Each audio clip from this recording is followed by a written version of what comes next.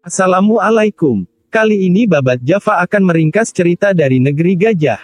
Seng judule, Kraitong. Dalam film ini, benar-benar banyak adegan panas seperti musim kemarau. Langsung wae ke Alkisah. Kraitong adalah cerita rakyat Thailand, yang berasal dari Provinsi Pichit. Bercerita tentang Calawan, seorang raja buaya yang menculik putri seorang kaya Pichit. Yang kemudian harus berhadapan dengan Kraitong, seorang pedagang dari Nonthaburi yang berusaha untuk membunuh Calawan. Cerita ini diadaptasi menjadi sebuah drama, dikreditkan ke Raja Rama II, memerintah tahun 1809 sampai tahun 1824. Dan telah melihat berbagai adaptasi modern. Dahulu kala ada gua bawah air ajaib yang terletak jauh di bawah air tempat tinggal buaya.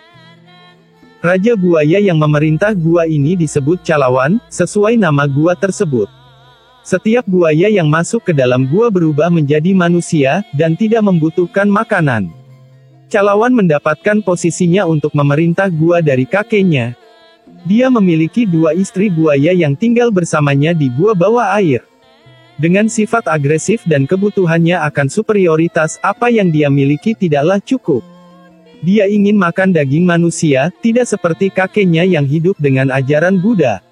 Di Provinsi Pichit, ada rumor bahwa buaya telah memburu orang-orang yang tinggal di dekat kanal. Dan seorang ternama di provinsi itu, membuat sayembara siapa saja yang bisa membunuh buaya jadi-jadian tersebut akan mendapatkan imbalan harta yang banyak. Dan juga akan dinikahkan dengan kedua putrinya yang cantik-cantik. Para jagoan pemburu buaya pun kemudian berlomba-lomba datang ke daerah tersebut.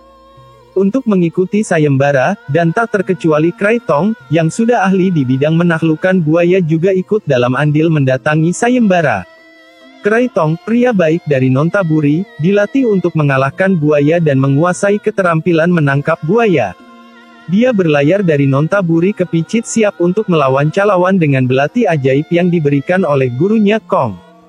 Tiba malam sebelum acara dimulai, si Calawan atau pemimpin buaya jadi-jadian itu bermaksud ingin membuat onar dan membunuh para pawang, namun, disusul istrinya dan melarangnya.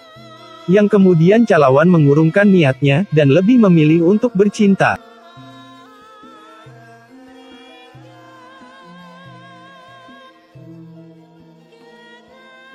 Dua putri kaya Pichit yang melihat Kraitong pertama kali, Tapau Tong, dan Tapau Kae, tampaknya keduanya mulai jatuh cinta kepada pawang tampan tersebut. Tiba pagi hari, acara pemanggilan buaya pun dimulai. Yang melibatkan dua putri seorang pria kaya Pichit bernama Tapau Kae, dan Tapau Tong, sedang membuat persembahan sesaji di sungai. Untuk memancing supaya buaya keluar dari sarangnya, supaya para pemburu buaya bisa menangkap buaya tersebut. Calawan yang keluar dari guanya dalam bentuk manusia, yang kemudian melihat kedua putri cantik itu, membuatnya jatuh cinta. Dia pun kemudian berubah menjadi biaya untuk membiayai anak-anaknya sekolah. Maaf, maksudnya berubah menjadi buaya dan membuat kekacauan. Para warga yang ikut andil dalam acara tersebut, kocar-kacir berlarian.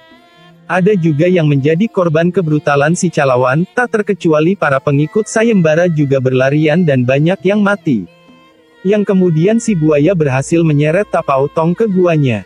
Sementara itu, ketika Kraitong yang mengetahui bahwa buaya menangkap salah satu anak gadis orang kaya tersebut, langsung bergegas mengejarnya. Ketika dibawa pergi buaya ke dasar sungai, Tapau Tong terbayang-bayang bermesraan dengan pawang tampan, Kraitong. Dia pun dengan senang menikmati semua itu, yang sebenarnya dia tidak sadar jika telah digenjot-genjot si Raja Buaya Calawan.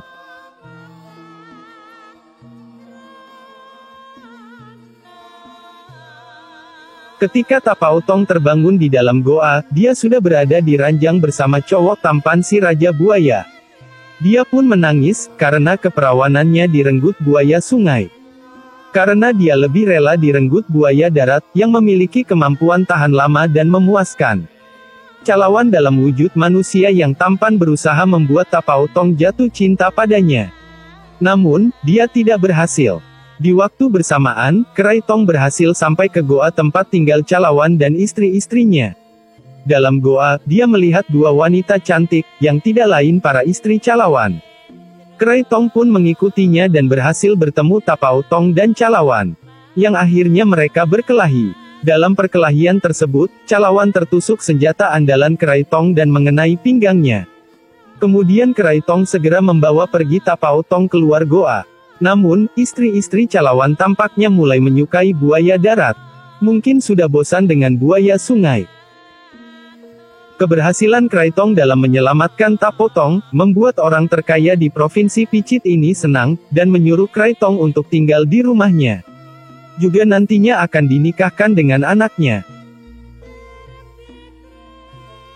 Setelah berada di rumah calon mertua, dia ditemani Tapao Tong dan diberi kecupan hangat darinya. Suatu malam, Kraitong menempa tombaknya untuk membunuh si Raja Buaya, si Calawan, buaya yang sangean. Sebelum kedatangan Kraitong, Calawan bermimpi tentang kematiannya. Keesokan paginya, Kraitong mulai merapal mantranya di tepi sungai. Karena kesaktiannya, air pun terbelah dan Kraitong segera jalan-jalan ke dasar sungai pergi ke Goa Calawan. Ketika berada di dalam goa, Kraitong bertemu salah satu istri Calawan, yang kemudian menangkapnya, dan menidurkannya. Lalu dengan cepat Kraitong segera menusuk buaya wanita tersebut, namun dengan senjata yang sering mengeluarkan bisa. Setelah Kraitong ketiduran karena kelelahan bermain dengan istri Calawan, akhirnya dia dipergoki Calawan. Yang kemudian pertempuran antara dua pria dimulai lagi. Bumi pun berguncang, laut terbelah, angin pun kencang, suara bergumam, petir pun menyambar, langit kelap-kelip. Namun semua itu masih hal biasa dibandingkan suara tetangga.